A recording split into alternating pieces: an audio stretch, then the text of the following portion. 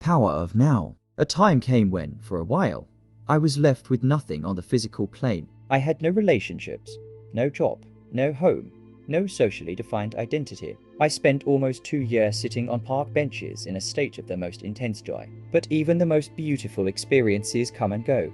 Am I one or two? If I cannot live with myself, there must be two of me. The I and the self that I cannot live with, maybe. I thought, only one of them is real, their challenging questions, and their readiness to listen. I do so not in order to compare, but to draw your attention to the fact that in essence, there is and always has been only one spiritual teaching, although it comes in many forms. Some of these forms, such as the ancient religions, have become so overlaid with extraneous matter that their spiritual essence has become almost completely obscured by it. You are not your mind. The word enlightenment conjures up the idea of some superhuman accomplishment, and the ego likes to keep it that way, but it is simply your natural state of felt oneness with being. It is a state of connectedness with something immeasurable and indestructible, something that, almost paradoxically, is essentially you, and yet is much greater than you. It is finding your true nature beyond name and form. The inability to feel this connectedness gives rise to the illusion of separation from yourself and from the world around you. You then perceive yourself, consciously or unconsciously, as an isolated fragment. Fear arises, and conflict within and without becomes the norm. When you are present, when your attention is fully and intensely in the now, being can be felt, but it can never be understood mentally. To regain awareness of being and to abide in that state of feeling realization is enlightenment. It is not a trance-like state, not at all. There is no loss of consciousness here. The opposite is the case. If the price of peace were a lowering of your consciousness, and the price of stillness a lack of vitality and alertness, then they would not be worth having. In this state of inner connectedness, you are much more alert, more awake than in the mind-identified state. You are fully present. It also raises the vibrational frequency of the energy field that gives life to the physical body. In your everyday life, you can practice this by taking any routine activity that normally is only a means to an end and giving it your fullest attention, so that it becomes an end in itself. For example, every time you walk up and down the stairs in your house or place of work, pay close attention to every step, every movement, even your breathing. Be totally present. Or when you wash your hands, pay attention to all the sense perceptions associated with the activity, the sound and feel of the water, the movement of your hands, the scent of the soap, and so on. Or when you get into your car, after you close the door, pause for a few seconds and observe the flow of your breath. Become aware of a silent but powerful sense of presence. There is one certain criterion by which you can measure your success in this practice, the degree of peace that you feel within. Thinking and consciousness are not synonymous. Thinking is only a small aspect of consciousness. Thought cannot exist without consciousness, but consciousness does not need thought. Consciousness, the way out of pain. The reason why you don't put your hand in the fire is not because of fear. It's because you know that you'll get burned. You don't need fear to avoid unnecessary danger, just a minimum of intelligence and common sense. This kind of psychological fear is always of something that might happen, not of something that is happening now. You are in the here and now, while your mind is in the future. This creates an anxiety gap. Since the ego is a derived sense of self, it needs to identify with external things. It needs to be both defended and fed constantly. The most common ego identifications have to do with possessions, the work you do, social status and recognition, knowledge and education, physical appearance, special abilities, relationships, personal and family history, belief systems, and often also political, nationalistic, racial, religious, and other collective identifications. None of these is you. Do you find this frightening? Or is it a relief to know this? Death is a stripping away of all that is not you. The secret of life is to die before you die and find that there is no death. Moving deeply into the now. To be identified with your mind is to be trapped in time.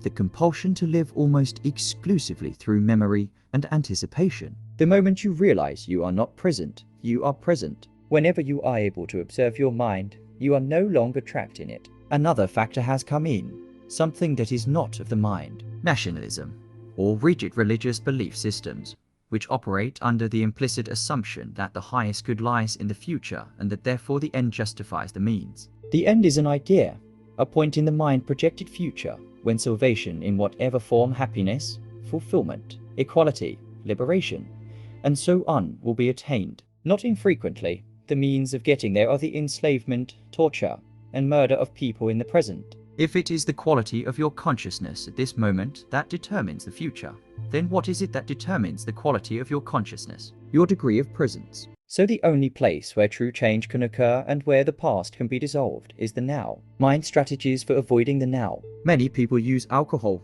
drugs, sex, food, work, television, or even shopping as anesthetics in an unconscious attempt to remove the basic unease. The best indicator of your level of consciousness is how you deal with life's challenges when they come. Through those challenges, an already unconscious person tends to become more deeply unconscious, and a conscious person more intensely conscious. You can use a challenge to awaken you, or you can allow it to pull you into even deeper sleep. The dream of ordinary unconsciousness then turns into a nightmare. Dream of ordinary unconsciousness then turns into a nightmare.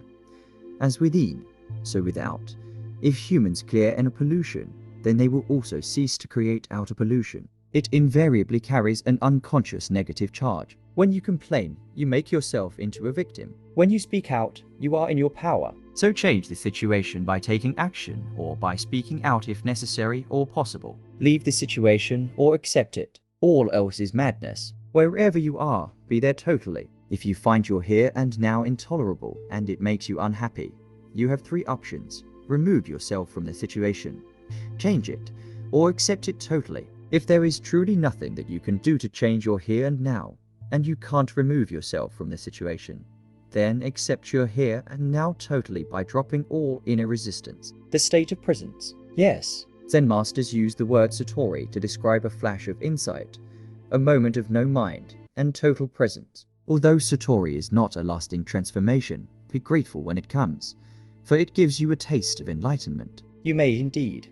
have experienced it many times without knowing what it is and realizing its importance. The inner body. This is why no true master has ever advocated fighting or leaving the body, although their mind-based followers often have. There is infinitely more intelligence in being than in your mind. As long as you are in conscious contact with your inner body, you are like a tree that is deeply rooted in the earth, or a building with a deep and solid foundation. The latter analogy is used by Jesus in the generally misunderstood parable of the 2 men who build a house. One man builds it on the sand, without a foundation, and when the storms and floods come, the house is swept away. The other man digs deep until he reaches the rock, then builds his house, which is not swept away by the floods. When listening to another person, don't just listen with your mind. Listen with your whole body. Feel the energy field of your inner body as you listen. Portals into the unmanifested. All that is holy. This is white Jesus, speaking entirely from his essence or Christ identity, says in the Gospel of Thomas, split a piece of wood. I am there. Lift up a stone, and you will find me there. Just as no sound can exist without silence, nothing can exist without nothing, without the empty space that enables it to be. Every physical object or body has come out of nothing, is surrounded by nothing, and will eventually return to nothing. Enlightened relationships. Both are in fact different aspects of the same dysfunction. I am speaking here of what is commonly called romantic relationships, not of true love, which has no opposite, because it arises from beyond the mind. Love as a continuous state is as yet very rare as conscious human beings. Anyone with a strong pain body and not enough consciousness to disidentify from it will not only continuously or periodically be forced to relive their emotional pain, but may also easily become either the perpetrator or the victim of violence, depending on whether their pain body is predominantly active or passive. On the other hand, they may also be potentially closer to enlightenment. Is it not true that you need to have a good relationship with yourself and love yourself before you can have a fulfilling relationship with another person? Beyond happiness and unhappiness, there is peace. Accept whatever comes to you woven in the pattern of your destiny, for what could more aptly fit your needs? This was written 2,000 years ago by Marcus Aurelius, one of those exceedingly rare humans who possessed worldly power as well as wisdom. When egos come together, whether in personal relationships or in organizations or institutions, bad things happen sooner or later. Drama of one kind or another, in the form of conflict, problems, power struggles, emotional or physical violence.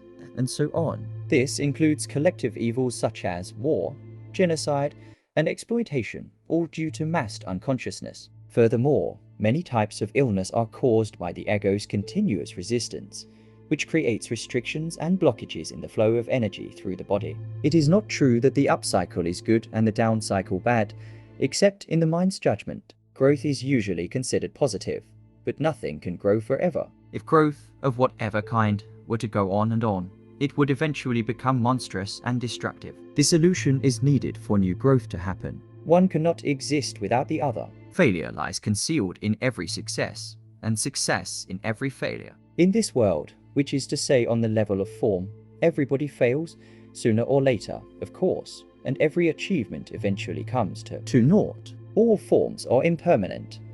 Nothing can give you joy. Joy is uncaused and arises from within as the joy of being. It is an essential part of the inner state of peace, the state that has been called the peace of God. It is your natural state, not something that you need to work hard for or struggle to attain. Those who do realize it often become world-weary and depressed. If nothing can give you true fulfillment, what is there left to strive for? What is the point in anything? The Old Testament prophet must have arrived at such a realization when he wrote, "I have seen everything that is done under the sun, and behold, all is vanity and a striving after wind." When you reach this point, you are one step away from despair and one step away from enlightenment. To you, I would say, don't look for peace. Don't look for any other state than the one you are in now. Otherwise, you will set up in a conflict and unconscious resistance. Forgive yourself for not being at peace. The moment you completely accept your non-peace becomes transmuted into peace. But don't confuse cause and effect. Your primary task is not to seek salvation through creating a better world, but to awaken out of identification with form. Identification with form. Although you can enjoy sensory pleasures, the craving for sensory experience is gone, as is the constant search for fulfillment through psychological gratification, through feeding the ego. You are in touch with something infinitely greater than any pleasure, greater than any manifested thing. But who you are is always a more vital teaching and a more powerful transformer of the world than what you say, and more essential even than what you do. You can alleviate the effects of unconsciousness, but you cannot eliminate them unless you eliminate their cause. True change happens within, not without. Without a profound change in human consciousness, the world's suffering is a bottomless pit. So don't let your compassion become one-sided. The meaning of surrender. Surrender is the simple but profound wisdom of yielding to rather than opposing the flow of life. The only place where you can experience the flow of life is the now. So to surrender is to accept the present moment unconditionally and without reservation. For example, if you were stuck in the mud somewhere, you wouldn't say, "Okay, I resign myself to being stuck in the mud." Resignation is not surrender. You don't need to accept an undesirable or unpleasant life situation. Nor do you need to deceive yourself and say that there is nothing wrong with being stuck in the mud. No, you recognize fully that you want to get out of it. Is there anything I can do to change the situation, improve it, or remove myself from it? If so, you take appropriate action. Jesus referred to this energy when he made his famous prophetic statement in the Sermon on the Mount. Blessed are the gentle. They shall have the earth for their possession. It is a silent but intense presence that dissolves the unconscious patterns of the mind. But surrender doesn't mean that you allow yourself to be used by unconscious people. Not at all. It is perfectly possible to say no firmly and clearly to a person, or to walk away from a situation and be in a state of complete inner non-resistance at the same time. Non-resistance doesn't necessarily mean doing nothing. All it means is that any doing becomes non-reactive. Remember the deep wisdom underlying the practice of Eastern martial arts. Don't resist the opponent's force. Yield to overcome. If you looked in the mirror and did not like what you saw, you would have to be mad to attack the image in the mirror. That is precisely what you do when you are in a state of non-acceptance. And of course, if you attack the image, it attacks you back. If you accept the image, no matter what it is, if you become friendly toward it, it cannot not become friendly toward you. This is how you change the world. As far as the still unconscious majority of the population is concerned, only a critical limit situation has the potential to crack the hard shell of the ego and force them into surrender and so into the awakened state. A limit situation arises when through some disaster, drastic upheaval, deep loss, or suffering your whole world is shattered and doesn't make sense anymore. It is an encounter with death, be it physical or psychological. The egoic mind, the creator of this world, collapses. Out of the ashes of the old world, a new world can then come into being. Limit situations have produced many miracles. There have been murderers in death row waiting for execution who, in the last few hours of their lives, experienced the egoless state and the deep joy and peace that come with it. Now here is your second chance at surrender.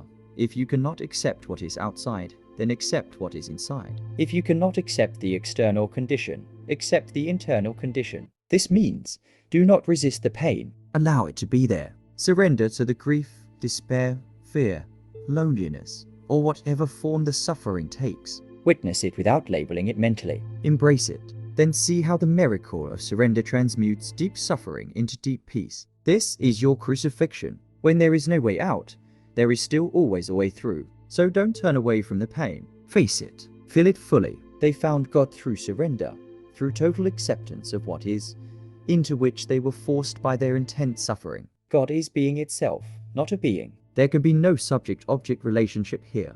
No duality.